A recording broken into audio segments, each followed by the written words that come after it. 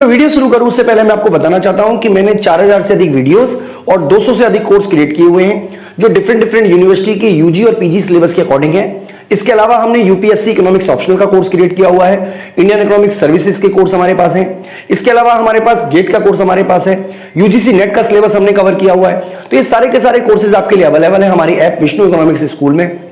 इसके अलावा प्लेलिस्ट में आपको काफी सारी वीडियो आपको मिल जाएंगी, आप हमारी प्लेलिस्ट के भी विजिट कर सकते हैं। और अगर आपको हमारी वीडियो अच्छी लगती है तो आप हमारी वीडियो को लाइक करना और चैनल को सब्सक्राइब करना ना भूलें। तो चलिए स्टार्ट करते हैं आज। हेलो दोस्तों, तो दोस्तों इस वीडियो में हम बात करेंगे कैल्की थ्योरी ऑफ डिस्ट्रीब्यूशन के पार्ट 1 की। तो बच्चों इस पूरे के पूरे टॉपिक पे हम 2 वीडियो बना रहे हैं। तो बच्चों वीडियो शुरू करूं उससे पहले मैं आपको बता देता हूं कि हमने यूपीएससी इकोनॉमिक्स ऑप्शनल के ऑलरेडी हमने पूरा का पूरा कोर्स बनाया हुआ है बच्चों। इसके अलावा अगर आप डिफरेंट सब्जेक्ट चाहते हैं तो वो भी हमारे पास अवेलेबल है। तो ये सारे के सारे जो वीडियो है, वीडियो कोर्स जो है वो आपको हमारी ऐप विष्णु इकोनॉमिक्स स्कूल में मिल जाएगा। इसके अलावा यूजीसी नेट का कोर्स, पीजीटी इकोनॉमिक्स का कोर्स, काफी सारे कोर्सेज आपको हमारी उस ऐप में मिल जाएंगे। तो आप ऐप जरूर डाउनलोड कर लीजिएगा विष्णु इकोनॉमिक्स स्कूल। तो चलिए स्टार्ट करते हैं। कैलकरी की जो थ्योरी है वो मैं आपको इस पूरे के पूरे टॉपिक में समझाने की कोशिश करूंगा बच्चों। तो ये यूपीएससी जो इकोनॉमिक्स ऑप्शनल है उसमें काफी इंपॉर्टेंट टॉपिक है ये। तो देखिए ध्यान से समझिएगा। सबसे पहले कैलकी जो है उनका विचार क्या है। देखिए उनके मानना यह है कि जो इनकम होती है, यानी कि जो भी इनकम है उसके 2 हिस्सों में डिवाइड होती है इनकम। सबसे पहला हिस्सा क्या है, वेज का, और दूसरा हिस्सा प्रॉफिट का।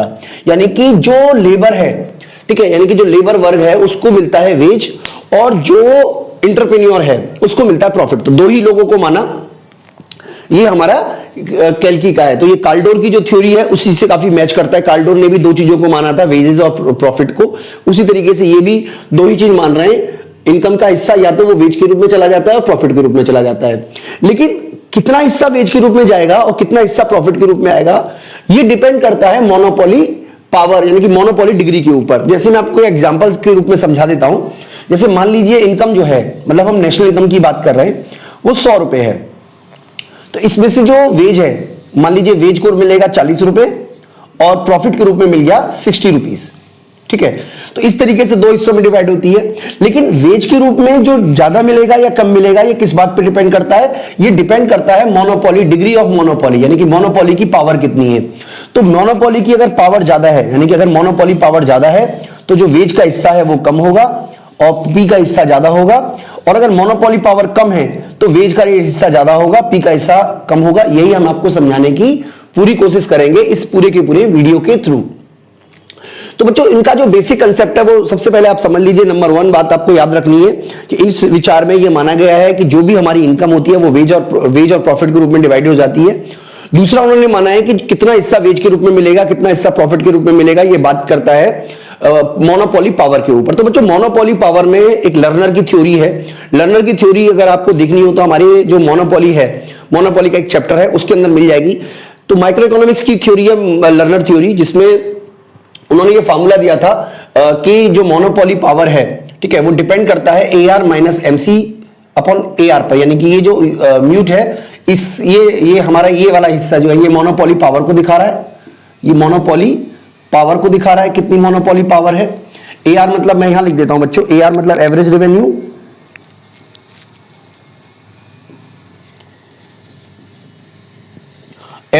MC मतलब मार्जिनल कॉस्ट, ओके।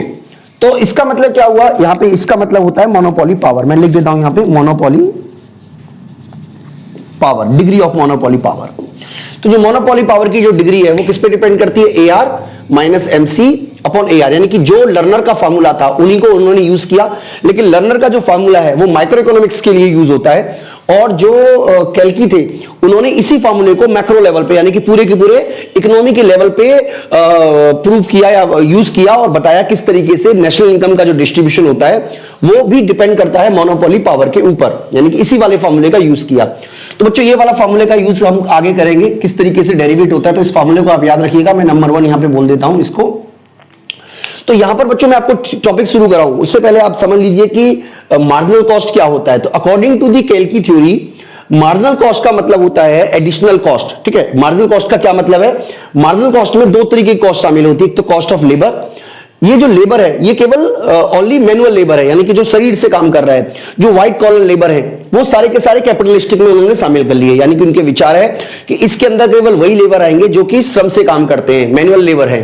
जो व्हाइट कॉलर लेबर है, जैसे मान लीजिए कोई एमडी है, ठीक है, या जो बैंक, जैसे मान लीजिए किसी कंपनी का सीईओ है, मतलब जो टॉप रैंक के लोग हैं वो सारे के सारे, हालांकि होते तो लेबर ही है, लेकिन वो सारे के सारे किस में आ जाएंगे, वो सारे के सारे आ जाएंगे आप एक तरीके से कह सकते हो एंटरप्रेन्योर में।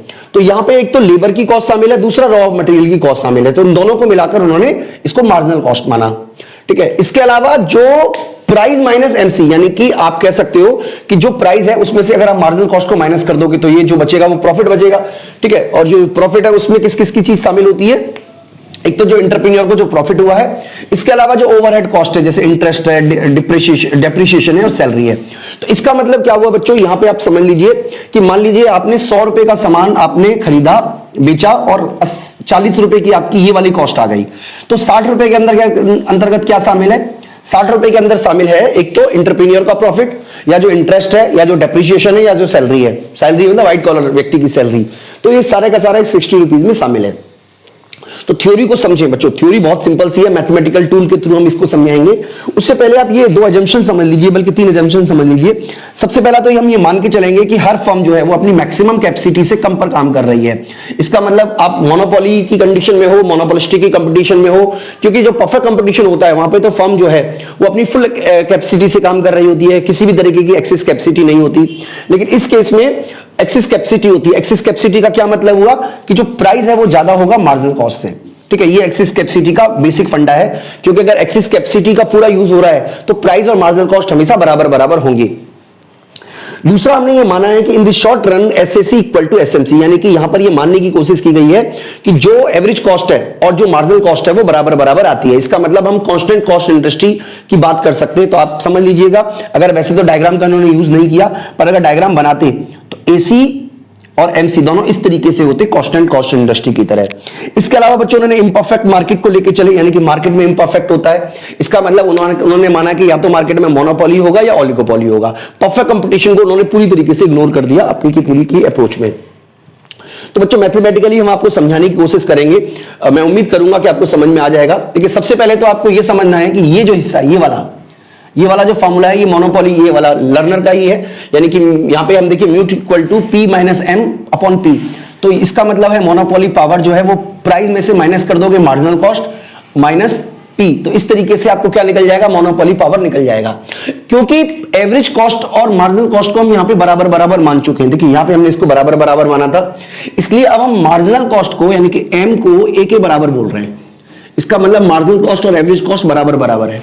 तो जब मार्जिनल कॉस्ट और एवरेज कॉस्ट बराबर बराबर होगी तो आप इस वाले को ही आप इस तरीके से लिख सकते हो। आप समझिए कैसे लिखा है हमने, यानी कि यहां पे हमने लिखा है mute equal to P minus A upon P. इसका मतलब सिंपल वही तरीका है जो यहां पे हमने यूज किया है।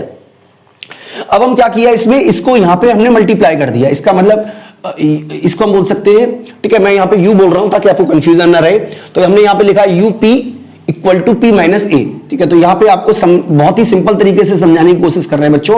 इसका मतलब क्या हुआ कि जो मोनोपोली पावर को प्राइस से मल्टीप्लाई कर दोगे तो ये आपको जो मिलेगा, ये तो एक तरीके का क्या है, एक तरीके का पी माइनस ए का मतलब जो आपका नेट प्रॉफिट है। यहां पे देखिए हमने लिखा भी कहीं पे है पी माइनस ए, हाँ ये लिखा हुआ ग्रॉस कैपिटल इनकम पर लेबर। इसका मतलब आपको कितनी जो देखिए लेबर का पैसा तो आपने निकाल दिया एवरेज के रूप में, यानी ए मतलब आपने लेबर का पैसा निकाल दिया, ये लेबर का ही पैसा है एवरेज कॉस्ट।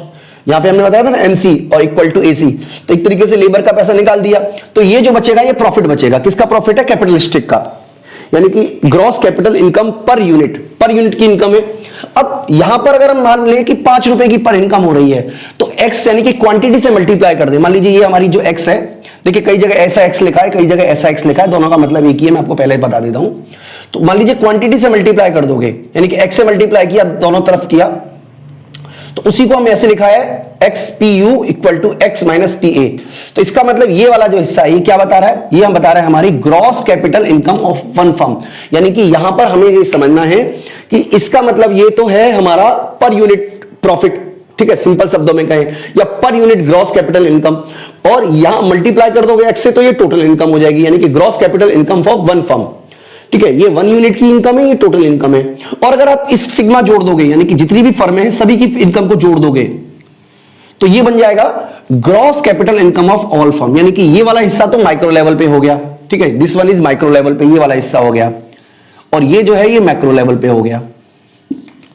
ओके जी, तो मैक्रो लेवल पे हमारी टोटल इनकम कितनी होगी, sigma X P U equal to sigma X P minus A. Okay, तो यहां पे ये जो है ना, ये वाला इसका मतलब है एक तरीके से ये टर्नओवर है, ग्रॉस टर्नओवर है, एग्रीगेट टर्नओवर है। यानी कि ये हमें दिखा रहा है कि प्राइस इनटू क्वांटिटी, यानी कि टोटल रेवेन्यू, और सिग्मा करने का मतलब है सभी फर्मों को जोड़ दिया, तो एक तरीके से टोटल टर्नओवर को डिनोट कर रहा है, जिसको कि हम टी बोल देते हैं। तो हमने क्या किया है, दोनों तरफ यानी कि इस तरफ भी और इस तरफ भी ये डिवाइड कर दिया इससे, तो ये तो कैंसिल हो जाएगा एक तरीके से। ओके जी, तो ये बचेगा केवल यू, यानी कि मोनोपोली पावर बच गई मैक्रो लेवल पे। और यहां पर हम बात करेंगे सिग्मा एक्स ब्रैकेट में पी माइनस ए अपॉन में टी की।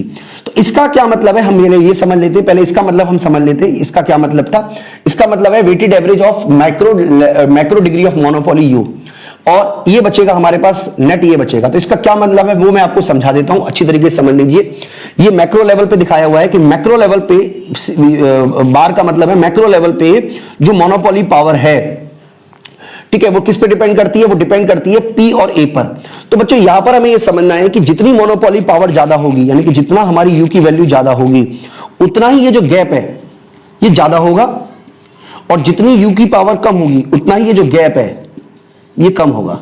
तो ये बात उन्होंने प्रूव करने की कोशिश की, यानी कि मैक्रो डिग्री ऑफ मोनोपोली का जो फॉर्मूला बना वो बना ग्रॉस कैपिटल इनकम, ये वाला gross capital income upon aggregate turnover. Basic फंडा जो है वो मैथमेटिकली हमने ये प्रूव करके आपको दिखाया। मतलब बेसिक फंडा क्या है, उन्होंने यही बताने की कोशिश की कि जो मोनोपोली की जो डिग्री है वो दो बातों का रेशियो है, एक तो ग्रॉस कैपिटल इनकम का और दूसरा ग्रॉस एग्रीगेट टर्नओवर का।